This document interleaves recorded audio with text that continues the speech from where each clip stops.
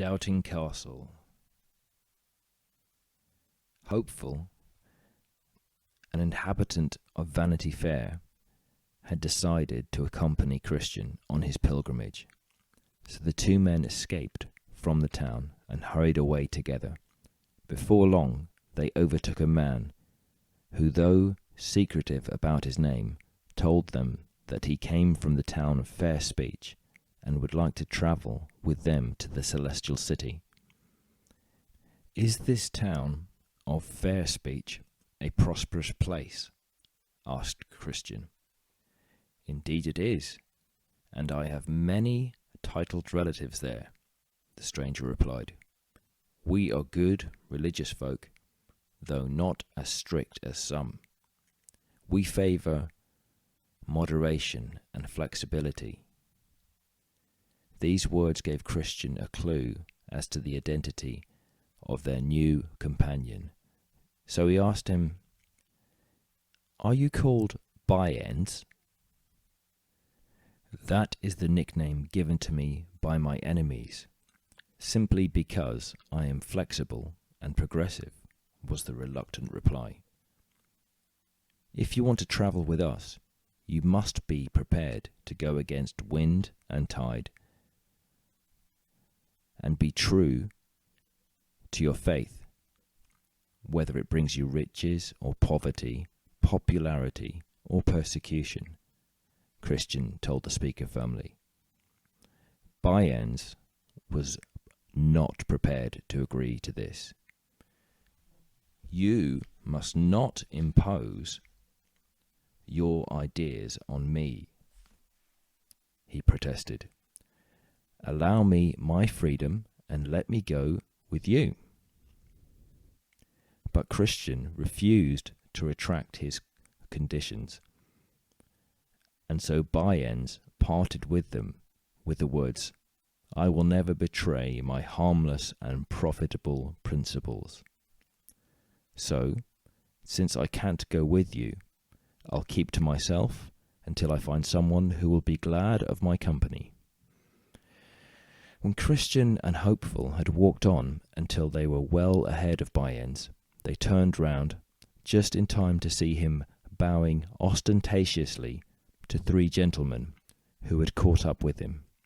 Their names were Hold the World, Money Love, and Save All, former classmates of By-ends and ex-pupils of a man called Gripe Man, from the northern country of Coveting.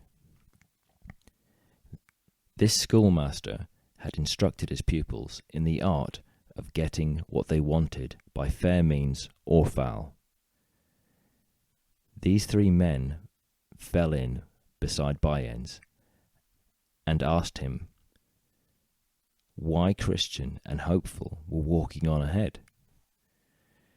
"They want to keep travelling through all weathers and are prepared to lose all they possess on account of their pilgrimage," By-ends explained. "But I thought that was rather extreme. I like to feel comfortable in my religion."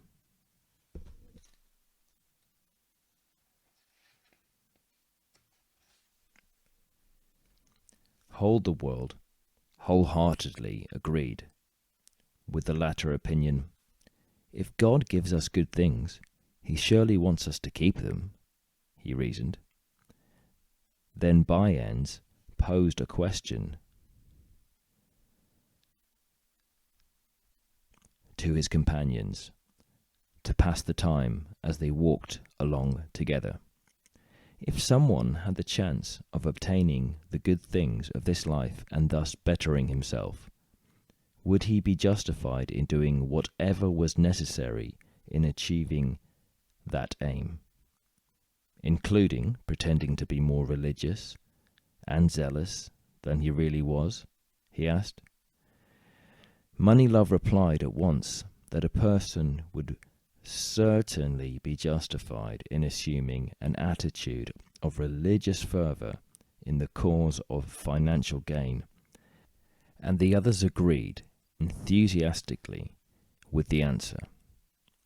In fact, So certain were these 4 men that Christian and Hopeful would be of the same opinion that they caught them up, and, with Hold the World as spokesman, repeated By-Ends' question.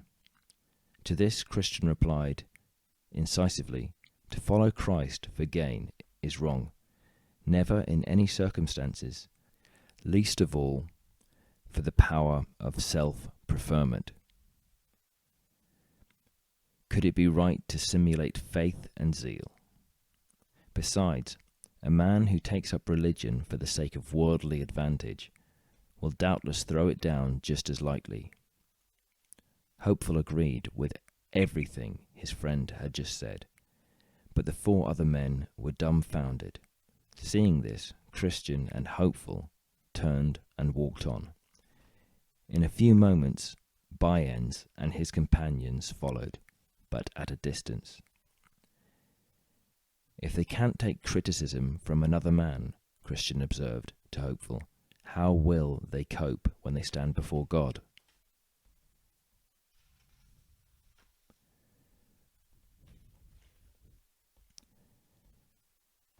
The next stage of their journey took the Pilgrims across the narrow plain of ease, at the end of which was a little hill.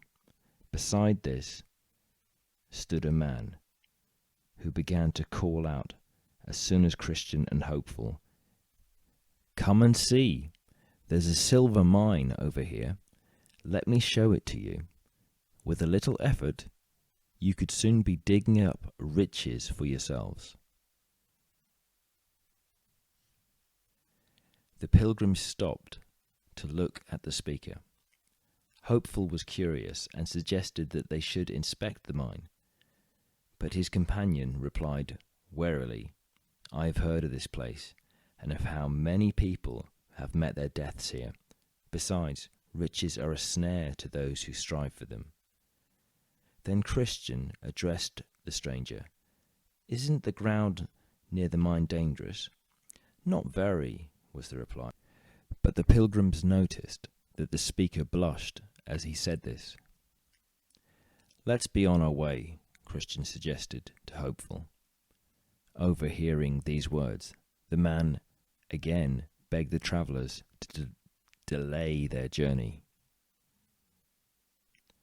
just long enough to come over and look at the mine. But Christian